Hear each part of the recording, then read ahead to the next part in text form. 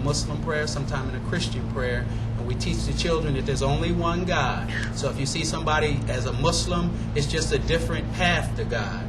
And also we teach them about their ancient history, because during the school year they are bombarded with, I'm not saying that it's a bad thing, but they are bombarded with European history. They are, and that's all that they hear is European history. And during the time of Black History Month, usually that's when the standardized tests come in, and they really don't get a chance to check out their own history. And maybe I'm starting to think maybe the standardized test is set up for that. Wow. But I'm not going to go into that like that. But yeah, we teach them. We try to teach them the history of Africa. We try to let them know what our people went through, and we want them to know that the future is theirs to shape, not somebody else to shape for them. Black children's future are theirs to shape for themselves. And I believe that our children's future is as bright as that sun that's outside. Well, that which a person does for themselves depends on what they know of themselves. And that which they know of themselves depends on what they think of themselves. And that which they think of themselves depends on what they've been taught of themselves. So when we look at the curriculum within the school system here in Delaware and probably all over the country, what are youth being taught of themselves if they are from the African American background, experience, and history? Are they taught prior to the slave trade? Or is that where we start? Right. And if that's where we start, that is such a letdown for a lot of the students, because they don't identify so much with that as they would with their ancestors who built the pyramids along the Nile Valley, with their ancestors who, according to the Smithsonian article that ran in 2006, the tens of thousands of manuscripts that have been found in ancient Songhai that Black writers and literary giants and scientists and mathematicians left and preserved in trunks so that they could be found in this day and time, so we would be able to tell the story. Right. The same reason why the Great Pyramid is there, so that we could tell the story about our ancestors and their accomplishments. So this inspires the youth because it creates a certain expectation in themselves. And if the schools aren't reflecting that, and it's not just that children are going to come into school and learn just about African history, African American history, but it has to be a part of it. Okay. If we're talking about inclusiveness, if we're talking about this so-called melting pot, well, we haven't even gotten our ingredients into the pot in a way that's statutory and according to legislation. So I thank Dr. Pritchett for having us here today. He's always been a key when we talk about education, and he'll continue to be so, and we'll do everything that we can to help him. Hey. Before you give the mic away, I'm a little curious as to the response that you're getting from the boys.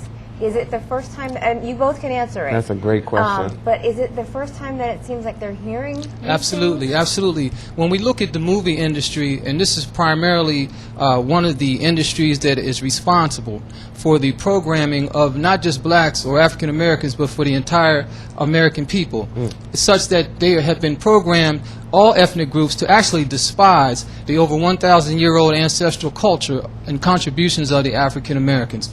So, or the Africans now in America. So when the youth hear not only about Queen Guinevere, King Arthur, but when they can hear about Sunni Ali Bear and Queen Dara and the great Ahmed Baba, who had over 60 books that he had written in his library alone before he was captured by the Arabs, when they can hear about individuals along the Nile Valley like the great governmental project by Khufu, Pharaoh Khufu, when they can hear about what their ancestors have done, you can see the light just come on.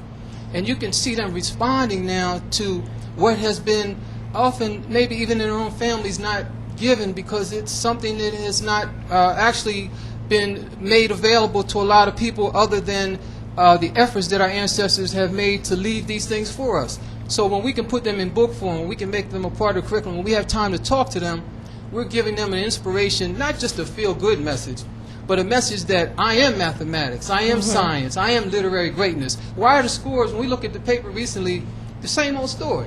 The scores are low. And they show the black children, let's just be real about it, they show the black children, it's not the black children can't read, but they need to see themselves in the curriculum. If someone takes a picture of you and I, when we ask them for the film, we expect to see ourselves in the picture. Hey. So when a student opens a book, you would think that they would expect to see themselves in some manner in the book, maybe not just them, but turn the page. Let's turn from Rome and Greece. Let's turn to Songhai now for the third page, Right. and see what our ancestors have done. Right. And see, let me jump in. Thank you, Brother Ernest. Yeah, I need to jump in real quick. Hold that thought for 1 second, please. Yes, sir. Because this goes along with Brother Ernest said. He speaks about, you know, the media and the images portrayed. And one thing he said that was poignant to me when you talked about if someone takes a picture, you expect to see yourself in that picture. Yes. And you know, that's a very important point, because if you look at commercials on television, I studied, my degree is in advertising, and I look at commercials and things of that nature, and you see that there is not a balance, there is not a representation that's adequate enough. That's no coincidence. The powers that be do these things intentionally.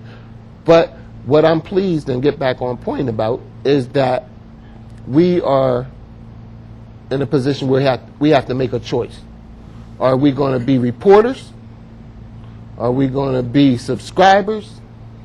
Or are we going to be the authors and the doers? You know what I'm saying? And when I see a group of men together in a room like this, and including you too, Shauna, you are people of power because you do what you can do. Yes. And you don't sit back and just talk about it, you know. And I know that our minds and hearts are big enough where we are multicultural in our approach, because as you can see from our program tonight, you know, in the upper room is a multicultural program. However, if you disenfranchise some folks, then we need to address that, and we will do that through this program. Okay. All right, what I was going to say was, and brother, I love what you just said, was Friday I saw 3 of the students that are in our class on the outside on the streets this time. They were, they're about 10 years old. Okay. Now, Talk to 2 me. of them are in my class. The one of them was just one of their buddies hanging around with them. And they called me from across the street. They said, Brother Christopher. I said, hey, come on over here. They came on over. I said, what y'all doing? They said, we've been telling him about them pyramids that you was telling us about. I said, yeah, what did I tell you about them pyramids? They said that all math came from them pyramids. And I told them in class that triangle was set up because there's trigonometry in the triangle. And in the lines, there's geometry in line, because geometry is the study of angles.